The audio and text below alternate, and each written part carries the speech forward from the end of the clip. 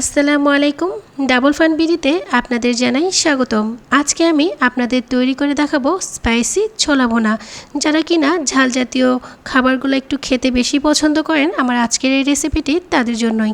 আশা করছি আমার আজকের এই রেসিপিটি আপনাদের অত্যাধিক ভালো লাগবে। আর রেসিপিটি ভালো লাগলে প্লিজ চ্যানেলটি সাবস্ক্রাইব করে পাশেই থাকবেন আর ধৈর্য সহকারে পুরো ভিডিওটি দেখবেন। প্রথমে আমি আপনাদের দেখাচ্ছি ছোলা বুট। এখানে আমি 200 গ্রাম পরিমাণ ছোলা বুট নিয়েছি। আর এই ছোলা বুটটাকে আমি প্রায় ডুবো পানিতে 7 থেকে 8 ঘন্টার জন্য ভিজিয়ে রেখেছিলাম, যাতে করে ছোলা বুটটা প্রপার ফুলে যায়। তো আপনারা চাইলে এটাকে রাত্রে ভিজিয়ে রেখে সকালবেলাও তৈরি করতে পারেন।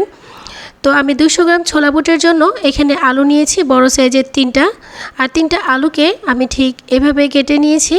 যেহেতু আমি ছোলা বুটের সাথে আলুটা সিদ্ধ করব, সেজন্য আলুটা আমি একটু বড় করেই কেটে নিয়েছি। আপনারা চাইলে আলুটাকে আলাদাভাবে সিদ্ধ করে নিতে পারেন, আবার চাইলে আলুটাকে আরেকটু ছোট করে সিদ্ধ করতে পারেন। আর যদি বেশি ছোট করেন তাহলে ছোলা বুট সিদ্ধ হওয়ার আগে আলুটাকে তুলে নেবেন, যখন আলুটা ভালোভাবে সিদ্ধ হয়ে যাবে। আর এই পর্যায়ে আমি আলু আর ছোলা বুট একত্রে সিদ্ধ করার সময় একটু লবণ দিয়ে দিব। এতে করে ছোলা বুটের মধ্যেও লবণটা চলে যাবে, সেই সাথে আলুর মধ্যেও লবণটা চলে যাবে। অনেক সময় দেখা যায় এটাকে ভাজতে গেলে আপনাদের ছোলা বুটের মধ্যে লবণটা ঢুকে না, তো সেই জন্য এই পর্যায়ে লবণটা পরিমাণ মতো দিয়ে দিতে হবে। তো এখন আমি এই হাঁড়িটাকে চুলোর মধ্যে বসিয়ে দিয়েছি আর দিয়ে দিয়েছি পর্যাপ্ত পরিমাণে পানি। এখানে নির্দিষ্ট কোনো পানির প্রয়োজন নেই, এটা সিদ্ধ হতে যতটুকু পানি দরকার ঠিক ততটুকু পানি দিয়েই এটাকে সিদ্ধ করে নিতে হবে। আর চুলোর ফ্লেমটা হাই ফ্লেমে রেখে এটাকে আমি সিদ্ধ হওয়ার জন্য বসিয়ে দিলাম। ফিরছি সিদ্ধ হওয়ার পর। তো দর্শক, কিছুক্ষণ পর দেখুন এটা আমার মোটামুটি মনে হচ্ছে সিদ্ধ হয়ে গিয়েছে। আমি এর মাঝখানে বেশ কয়েকবার এটাকে নাড়াচাড়া করে দিয়েছিলাম। তো এখন আমি আপনাদের তুলে দেখাচ্ছি এটা সিদ্ধ হয়ে গিয়েছে। এটা সিদ্ধ হতে আপনার প্রায় আধা ঘন্টার মতো লেগেছে, হয়তো তার থেকে একটু কম সময় লেগেছে। আমি হাতে ঘড়ি নিয়ে বসিনি, তো এটা আসলে আপনারা অনুমানে বুঝে নেবেন। আর এ পর্যায়ে আমার আলু ছোলা দুটোই কিন্তু একসাথেই সিদ্ধ হয়েছে। তো এখন আমি একটা ছাঁকনির মধ্যে এই আলু আর ছোলাটাকে ঢেলে নিব, আর তারপর আলুটাকে আমি আলাদা করে নিয়ে নিব ছোলা থেকে। তো আমি ঢেলে নিয়েছি। এখন আমি আবারও চুলোর মধ্যে একটি হাঁড়ি বসিয়ে দিলাম, আর তার মধ্যে দিয়ে দিব পেঁয়াজ কুচি। এখানে আমি বড় সাইজের 2টা পেঁয়াজকে কুচি করে নিয়েছি, আর দিয়ে দিচ্ছি কাঁচামরিচ ফালি করে নেওয়া। ঝালটা আপনারা আপনাদের ইচ্ছে মতো দিয়ে দিবেন, ঝালটা যে যেমন খেতে পছন্দ করেন সেই অনুযায়ী দিয়ে দিবেন। তো পেঁয়াজ আর কাঁচামরিচটা দেওয়া হয়ে গেলে আমি এর মধ্যে দিয়ে দিব তেল। এখানে প্রায় 3 টেবিল চামচ পরিমাণ তেল দিয়ে দিয়েছি। তেলটা খুব বেশি দেওয়ার প্রয়োজন নেই, জাস্ট 3 টেবিল চামচ পরিমাণ দিলেই হয়ে যাবে। তো এখন আমি পেঁয়াজটাকে হালকা ভেজে নিব। এটাকে কিন্তু একেবারে ব্রাউন কালার করে ভেজে নেওয়া যাবে না।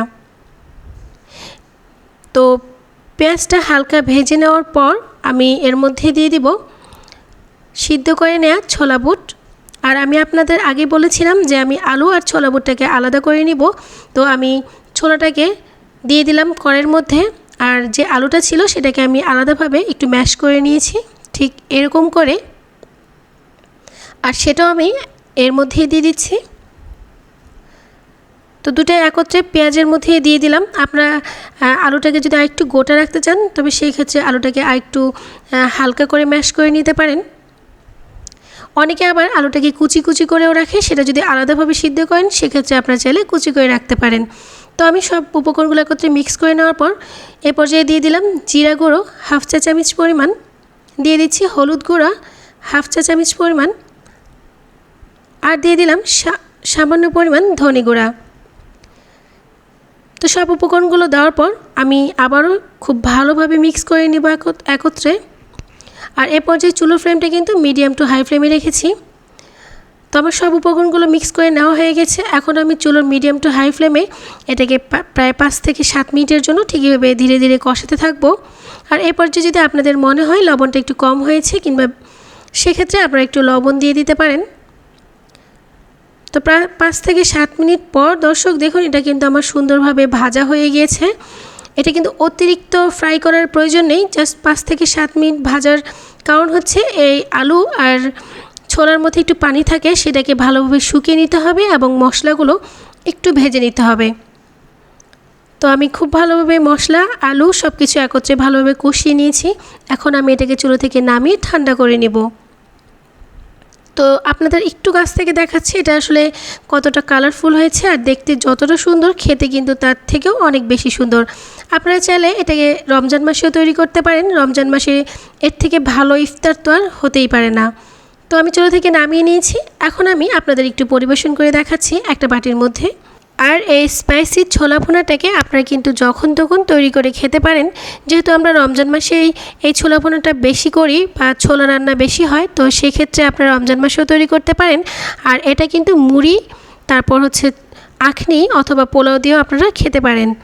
তো আশা করছি আমার আজকের এই রেসিপিটি আপনাদের ভালো লেগেছে। রেসিপিটি ভালো লাগলে প্লিজ চ্যানেলটি সাবস্ক্রাইব করবেন, সেই সাথে লাইক, কমেন্ট অ্যান্ড শেয়ার করবেন, আর অবশ্যই পাশে থাকা বেল আইকনে ক্লিক করবেন।